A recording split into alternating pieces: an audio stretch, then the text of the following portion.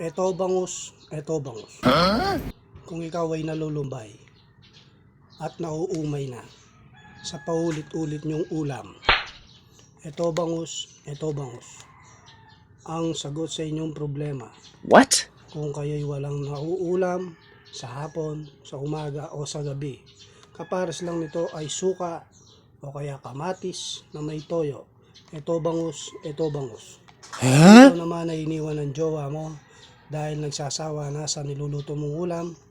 Eto bangus, eto bangus. Ang sagot sa inyong problema. Babalikan ka sigurado ng iyong jowa. Eto bangus, eto bangus. Ang number 1 na pang-ulam nating mga Pilipino. Eto bangus, eto bangus.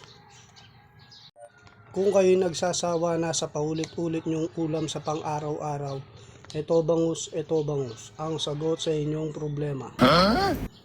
Kung kayo'y nauumay na sa laging niluluto ng inyong nanay, eto bangus, eto bangus. Ang sagot sa inyong problema. Eto bangus, eto bangus.